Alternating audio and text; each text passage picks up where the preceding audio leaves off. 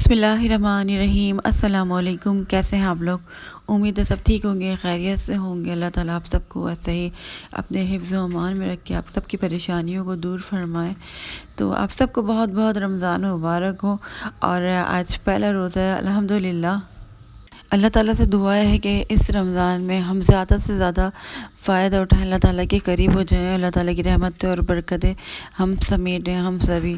تو کوشش کریں اس رمضان کو بہت اچھا سا بیسٹ اپنا رمضان بنائیں، جیسے ایسے اس رمضان کو آپ گزاریں جیسے آپ کا آخری رمضان ہو، ٹھیک ہے؟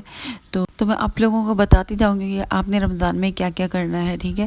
تو آپ لوگوں کو یہ کرنا ہوگا، سب سے پہلے تو میری ویڈیو کو آپ لوگ اینڈ تک دیکھیے گا، کیونکہ میں بہت زیادہ جو ہے نا محنت کر کے آپ لوگوں کے لیے اس لیے ویڈیو بنا رہی ہوں، کیونکہ میرا موبائل جو ہے نا وہ خراب ہے اور مجھے ڈبل محنت کرنی پڑ رہی ہے اس کے اوپر ویڈیو پہ، اور اس لیے میری ویڈیو بھی 2 دن میں آ رہی ہے۔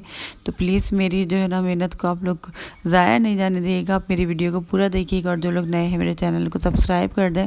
رمضان شروع ہو چکے ہیں اور کام اتنے زیادہ ہیں کہ پراپر میں ویڈیو بھی نہیں بنا پا رہی ہوں، لیکن کوشش کر رہی ہوں جتنا آپ کو بتا سکوں کہ آپ نے کیا کیا اذکار کرنے ہیں، کیا کیا چیزیں کرنی ہیں، تاکہ آپ لوگ بھی اس سے بھرپور فائدہ اٹھا سکتے ہیں۔ آپ لوگوں کے میں کامنٹس پڑھتی ہوں تو اتنے زیادہ لوگ پریشان ہوتے ہیں، اور الگ الگ سب کی پریشانی ہوتی ہے، اور میں سوچنے لگ جاتی ہوں کہ دنیا میں کیا کیا چیزیں ہو رہی ہوتی ہیں، اور ہر انسان کی پریشانی الگ ہے، اور ہر انسان کو اپنی پریشانی بہت بڑی لگ رہی ہوتی ہے، ظاہر سی بات ہے۔ تو آپ کی تمام پریشانیوں کو انشاءاللہ تعالیٰ آپ سبھی کو حل ملے گا، آپ کی سب کی زندگی میں آسانیاں آئیں گی، اور وہ کیسے آئیں گی؟ وہ آئیں گی اللہ تعالیٰ کے ذکر سے، اور پھر آپ لوگوں کو جو ہے نا اللہ تعالیٰ کے ذکر میں ہی سکون ملے گا، کیونکہ اللہ تعالیٰ کہتے ہیں نا کہ سکون میں نے اپنے ذکر میں رکھ لیا۔ اللہ تعالیٰ کا ذکر میں ہی آپ کو سکون ملے گا، ٹھیک ہے؟ آپ کتنی بھی کوشش کر لیں، کچھ بھی کر لیں، بس آپ کی ٹینشنیں پریشانیاں وہیں پر رہیں گی، لیکن جب آپ ذکر کرنے لگیں گے نا تو آپ کو اندر سے اتنا اطمینان اور سکون ملے گا نا کہ آپ سوچ بھی نہیں سکتے۔ تو سورہ بقرہ بھی پڑھیں گے، استغفار بھی پڑھیں گے، درود شریف بھی پڑھیں گے، قرآن پاک بھی پڑھیں گے، ساری چیزیں کریں گے۔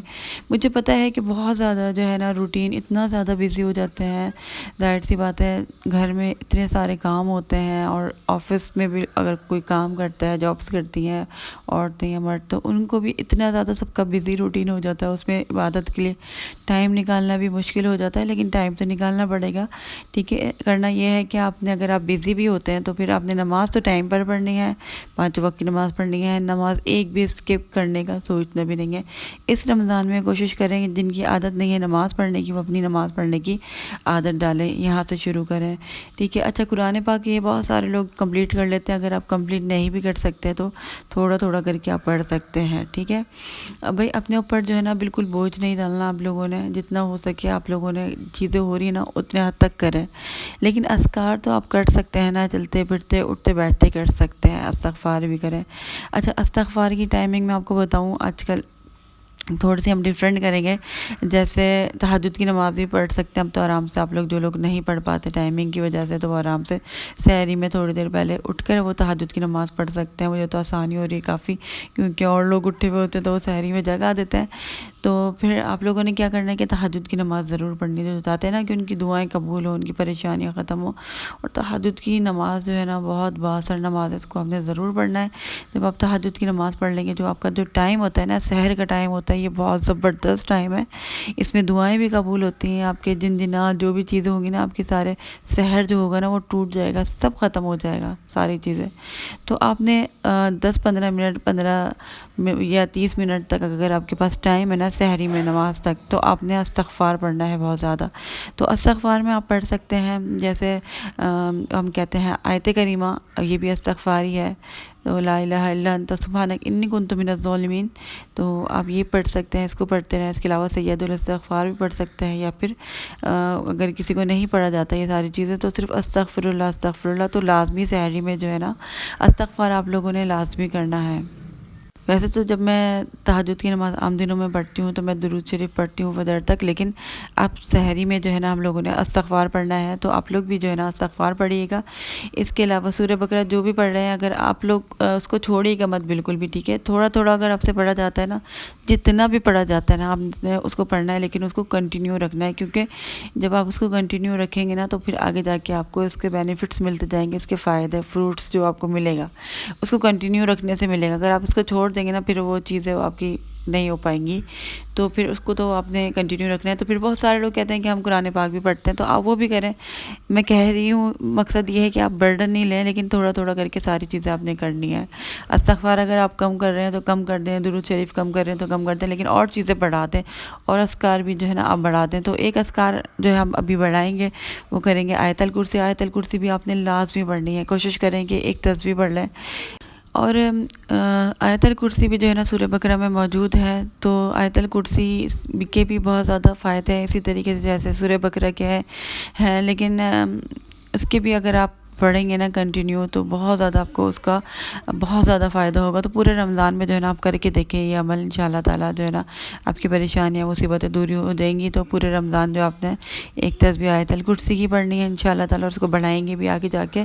اور اس کے اوپر میں ویڈیو بھی بہت زیادہ بنانے والی ہوں کہ آیت الکرسی کا جو ہے نا اس کی بھی بہت زیادہ جو ہے نا فضیلت ہے، تو اس سے بھی بہت سارے لوگوں کو فائدہ ہوا۔ اس کے بارے میں بھی آپ کو بتاؤں گی انشاءاللہ تعالیٰ، ڈیٹیل میں بتاؤں گی، ایک ایک کر کے ٹاپک سارے ڈسکس کریں گے۔ بہت ساری چیزیں ہیں، بہت سارے اذکار ہیں پڑھنے کے لیے، بہت کچھ آپ لوگوں کو بتانا ہے، بہت ساری دعائیں بتانی ہیں، بہت مطلب ہر انسان کا الگ الگ مسئلہ ہوتا ہے نا، تو اس مسئلے کا جو ہے نا جیسے دوا الگ ہوتی ہے سارے بیماریوں کی، اسی طریقے سے مسئلوں کے لیے جو ہے نا الگ الگ دعائیں ہوتی ہیں، تو وہ ساری چیزیں آپ لوگوں کو کرنی ہیں۔ اور ہاں ایک سسٹر ہے نا، ان کا بہت ساری بہنوں کے میرے کامنٹس آتے ہیں، الگ الگ ہی ہوتے ہیں، تو ایک نے کہا کہ مجھے بہت زیادہ خوف آتا ہے ہر چیز سے، مطلب مجھے موت سے بہت ڈر لگتا ہے، بہت ساری چیزوں سے۔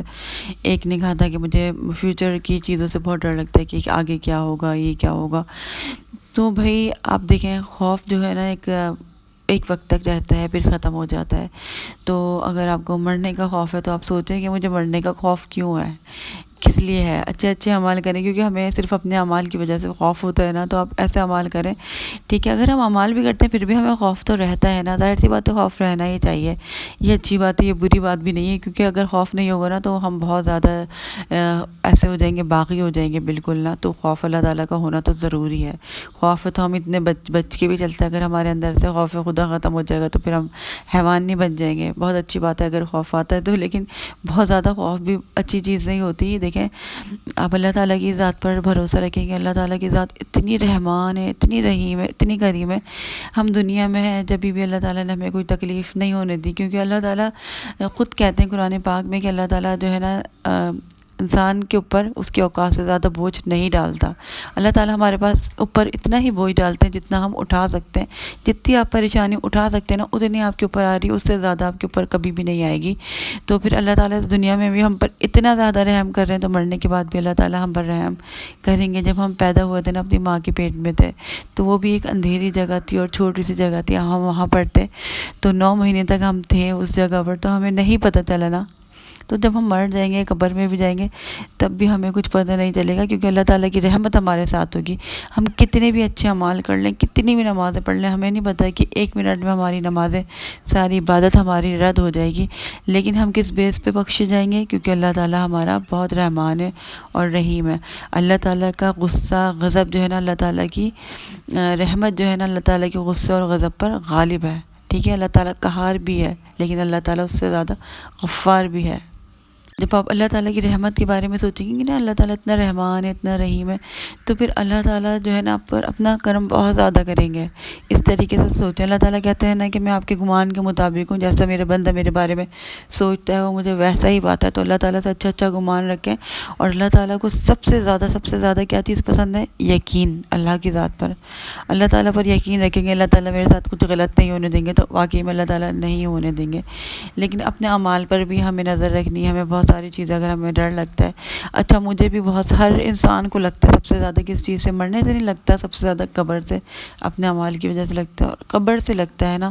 تو پھر مجھے قبر سے ڈر لگتا ہے، تو پھر میں سوچتی تھی کہ مطلب کیا ہوگا ساری چیزیں نا، تو پھر مجھے یہ ہوا کہ نہیں، اللہ تعالیٰ تو بہت رحمان ہے اور رحیم ہے۔ پھر اس کے بعد میں نے کیا کیا، عشاء کے بعد میں نے سورہ ملک پڑھنے شروع کر دی، کیونکہ سورہ ملک پڑھنے سے جو ہے نا ہمیں عذاب قبر سے سورہ ملک بچائے گی۔ تو اگر آپ کو ڈر لگتا ہے تو سورہ ملک پڑھیں، انشاءاللہ عذاب قبر سے آپ کو بچائے گی، پھر آپ کو ڈر بھی نہیں لگے گا۔ اور فکر، پریشانیاں، ٹینشن، اتنے لوگ اتنی زیادہ پریشان، آپ لوگ اتنی پریشان مت ہوا کریں، ٹھیک ہے؟ ہر مسئلے کا سلوشن ہے، ہر مسئلے کا حل ہے، ساری چیزیں حل ہو جاتی ہیں، وقتی پریشانیاں ہوتی ہیں، یہ ہمیشہ رہنے والی نہیں ہوتی ہوں گی۔ آپ نے دیکھا ہوگا کبھی کبھی آپ کو بہت مسئلہ ہوتا ہوگا، آپ سوچتے ہوں گے کیا ہوگا کیا ہوگا، لیکن پھر وہ خود بخود حل ہو جاتا ہے نا۔ تو پھر اللہ پر چھوڑا کریں، اللہ تعالیٰ کا ذکر کرا کریں پوری یقین کے ساتھ، جو ہوگا اللہ تعالیٰ کے ہاتھ میں ساری چیزیں، اللہ کی کنٹرول میں ساری چیزیں، تو ہم کچھ نہیں کر سکتے، تو ہم اتنا زیادہ پریشان کیوں ہوں؟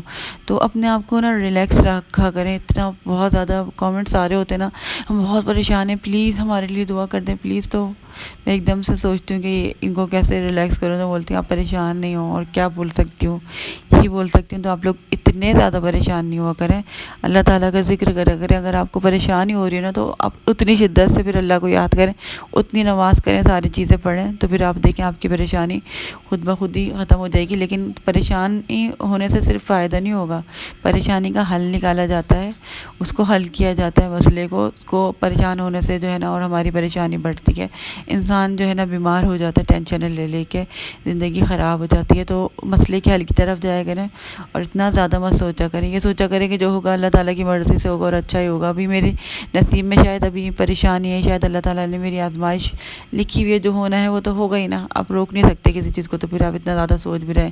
دیکھیں جب پریشانی آئے گی بھی نا، لوگوں کو فیوچر کی بھی ٹینشن ہوتی ہے، جو اگر وہ چیز آنی ہوگی نا اس سے آپ نکل بھی جائیں گے، آپ کو پتہ ہی نہیں چلے گا کیسے نکلیں گے، اللہ تعالیٰ ہی نکالے گا نا۔ تو دیکھیں باتوں باتوں میں جو ہے نا میرے بیٹر دونوں تیار ہو چکے ہیں، لیکن میں آپ کو بھی رول سموسے بنا کر نہیں دکھا سکتی ہوں، اگلی ویڈیو میں انشاءاللہ تعالیٰ دکھاؤں گی۔ تو مجھے اجازت دیں، انشاءاللہ تعالیٰ اگلے ولاگ میں آپ لوگوں سے ملاقات ہوگی۔ مجھے دعاؤں میں پلیز ضرور یاد رکھیے گا، اور میرے چینل کی ضرور دعا کریے گا کہ میرا چینل اور زیادہ آگے بڑھے، اور میں آپ لوگوں کو اور اچھی اچھی باتیں بتاؤں، اور بہت ساری چیزیں بتانی ہیں۔ مجھے اجازت دیجیے گا، اللہ حافظ۔